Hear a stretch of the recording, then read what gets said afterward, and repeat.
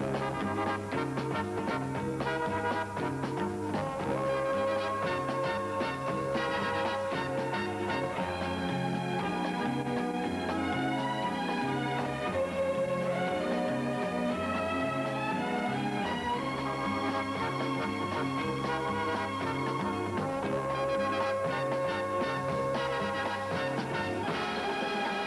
morning, folks. Welcome back to Schneider Time.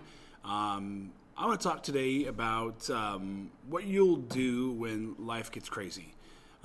Which, in case you didn't know this, life can get crazy sometimes, right? Sometimes we can shut the whole world down for 4 or 5 months because of a disease.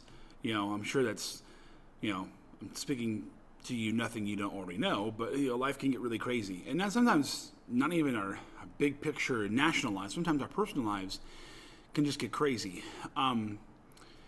And when that happens, it's hard to know what to do next. It's hard to know how to move forward.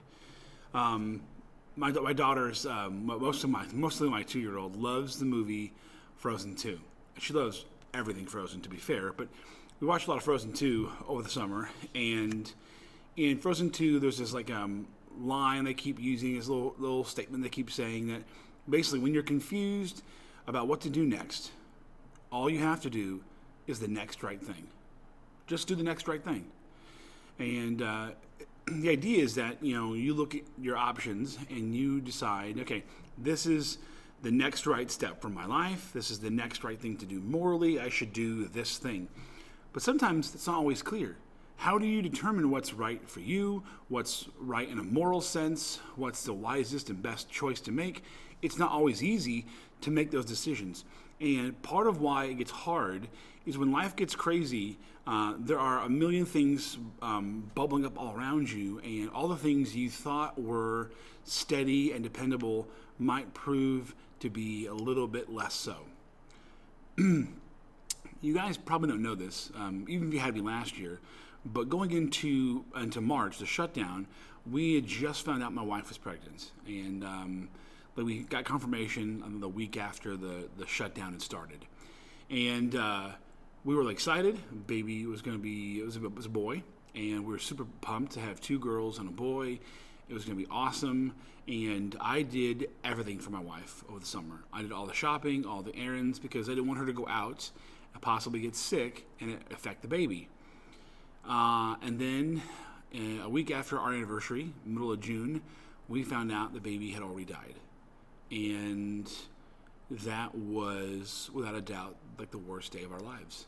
And I won't go into all the details because some of you guys are, you're freshmen and you don't even understand all the complexities of this. But it was just a really traumatic 24-hour period. And I don't want to tell you I handled it well because I don't know that you can really assess how someone handles something like that. I don't want to tell you guys that it's all fine now and I'm great, because I'm not. There are days when it won't affect me, and there are days when I'm angry and I'm sad and all at once. And same for my wife. But in those moments, we have things that we have to cling on to. There are things that we have to hold on to give us some sort of sense of balance, some sort of sense of a solid footing. We have committed to, no matter what happens, we stay together.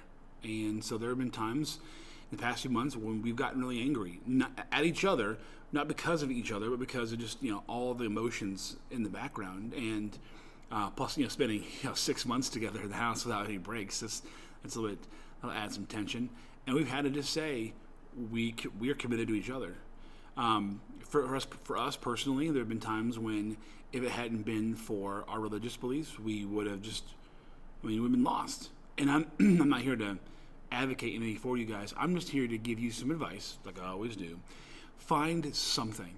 In the end, if it's a person, if it's your own moral code, whatever it is, whatever you decide on, it has to be something that's going to last forever. You have to pick something out that you will cling to no matter what. Because here's the thing: when things get tough, it's always easy to just throw away what you've been relying on, throw away your compass, and just go some random direction. And that's never going to work.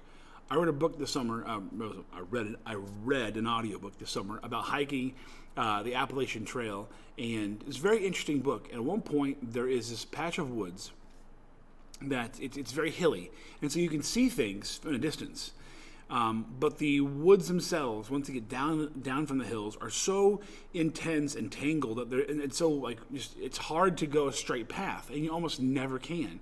And the guy makes the point that time and again people have wandered off the path in this particular part of the woods, never to be seen again, because they even though you can see where you want to go, once you get off the path, there's no way to get to it. There's just no way back. And particularly tempting is this one particular spot where you can look up and you can see this pond over here, and it's he and his friend were hiking this in August, and it was super hot and very humid, and it was very tempting, he thought, to just wander off the path and go to that pond. But before he took a few steps off, he realized, as soon as I walk off this path, I'm a dead man. I will never find this path again. I won't find the pond. I'll be trapped in the woods. Also from Frozen, Alone in the Woods. But so I say to you guys this: whatever you choose to hold on to, whatever you choose to give your life some stability, to kind of anchor you, if you will, on a particular course, whatever it is, it has to be something that you're never going to let go of. Because if you do let go of it, then your life has no firm foundation. There's nothing then that you stand upon. Okay, it seems silly. What I'm telling you right now is it's adult stuff. But guys, remember last week, you're all adults. You all know I'm a huge fan of Superman, and I love Superman comics. I love ones that are the classic silly ones. I love the ones where it's a little more serious. And the ones I can't stand are the ones where Superman, where the writer of the comic book decides to take Superman in an edgy path, and he betrays his foundation of truth, justice, and the American way.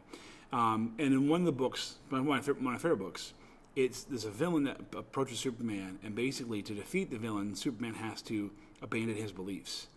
And it appears like he has done so until the very last page, when you realize that he has outwitted the villain using his intelligence and his powers, and yet he is still held true to his beliefs. And that's a very redeeming thought, that even in the midst of this massive battle, I know it's a comic book, guys, calm down, I know I'm a nerd, but in the midst of this huge battle, for his own sake and for humanity's sake, Superman will not compromise what makes him Superman. Because it isn't the powers, it isn't his abilities, it's the fact that he is inflexibly committed to truth, justice, and the American way. And guys, maybe that's what you choose. Maybe you choose that motto, truth, justice, American way. Maybe it's what you commit your life to, and you make that's your anchor. But whatever you do choose to hold on to, it has to be something that's going to last. It has to be something that you're never going to let go of. Otherwise, when the storm gets rough, you're going to quickly drop that anchor and you're going to get lost. Or when you're hot and you're tired and you're in the woods and you see that pond, you're going to wander off the trail and you're going to get lost. And guys, that's the worst feeling in the world, to feel like you have gotten yourself lost and can't find your way back out. And I don't want that for you guys, okay? So that's my advice for the week. You've got things to do in Google Classroom. I'm available for email or for a video chat. If you need that kind of help today, you can get me, you can email me and I'll send you a link and we'll chat. Otherwise, you've got work to do, and I hope you guys have a great day, and I will see you all on Tuesday, Labor Day weekend. So I'll see you B students on Tuesday, and that's that, all right? Have a good day. Goodbye, goodbye, goodbye, goodbye.